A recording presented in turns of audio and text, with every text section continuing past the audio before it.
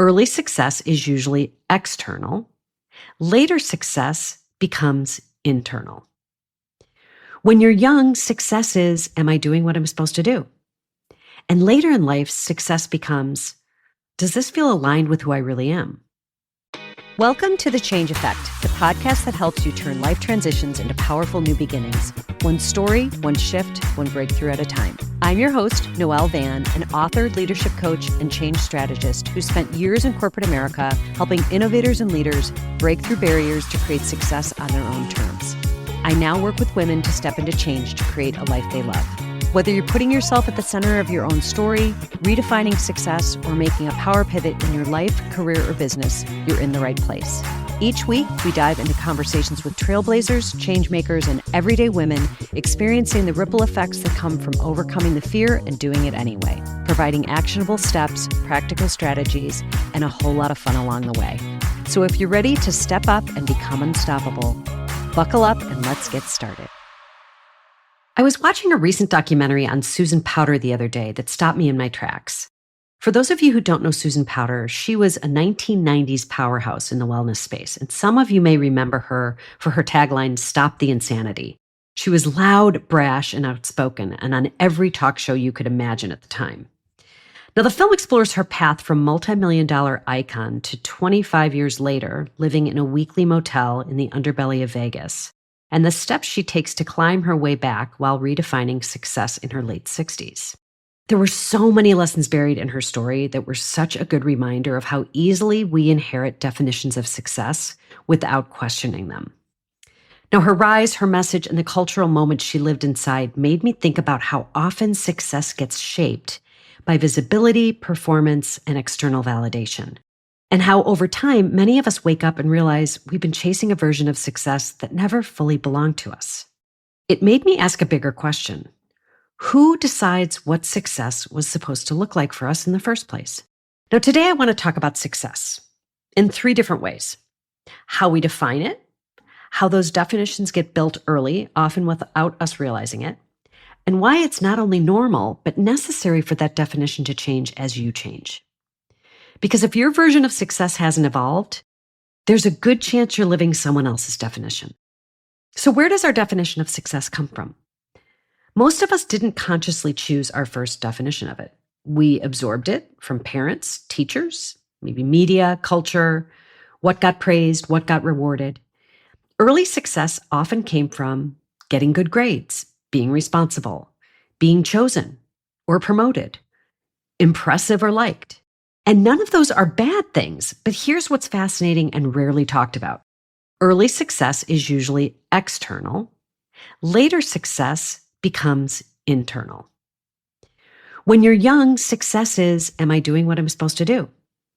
And later in life, success becomes, does this feel aligned with who I really am?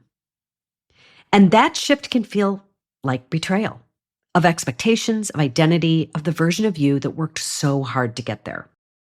Now, there are 3 big ways success beliefs form early. The first is what I call safety-based success. If you grew up in instability, whether it was financial, emotional, or otherwise, success may equal security. So it may be title, income, predictability, benefits, reputation. And when you finally achieve those things, letting go can feel like stepping off a cliff. Not because you're weak, but because your nervous system learned this is how we stay safe. Now, the next is approval-based success. If you were praised for achievement, responsibility, or being the strong one, success may equal being needed or admired. You become the high performer, the problem solver, the fixer, the reliable one. But here's the trap. You can become successful at being valuable to everyone else while feeling disconnected from yourself. And the last one is identity-based success. If you were the smart one, the leader, the ambitious one, success can become who you are, not just what you do. So when your ambitions change, it can feel like losing yourself, even if you're actually finding yourself. So let's talk about why success has to change as you grow. Here's something I deeply believe and see constantly with the women I work with. The definition of success that gets you in the room is rarely the definition that keeps you there.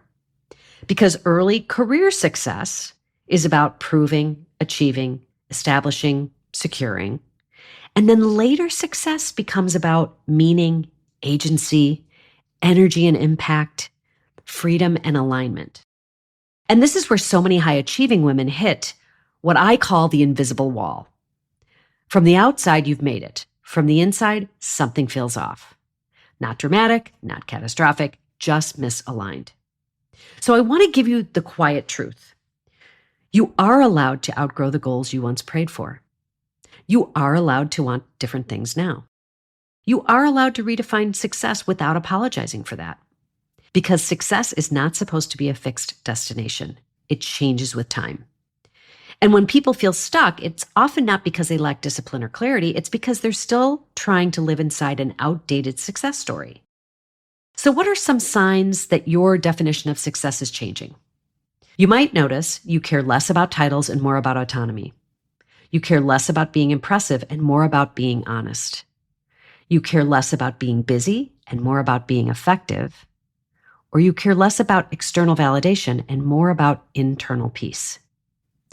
You start asking, do I want this or was I trained to want this? And this is where the most powerful transitions happen. Not when people burn everything down, but when they get honest enough to admit this version of success just doesn't fit me anymore. Redefining success is uncomfortable because it often means letting people misunderstand you, or releasing identities that once protected you, or walking away from environments where you were known, or even choosing long-term alignment over short-term validation. But here's the reframe. You are not abandoning success. You are just upgrading your definition of it. So if you're in a season where success feels fuzzy or incomplete or less exciting than you thought it would feel, you're likely standing at the edge of your next definition. And the most powerful thing you can do in that moment is not rush to fix it, but get curious about what success means to you now. Not 5 years ago, not according to your industry, not according to your resume, but according to the person you are becoming. That's it for now. Until next time. Thank you for listening to The Change Effect. You can find us on Spotify, Apple Podcasts, or wherever you get your podcasts. Be sure to subscribe and leave a review if you enjoyed this episode, so more women like you can find us and take their next step toward creating a life they love.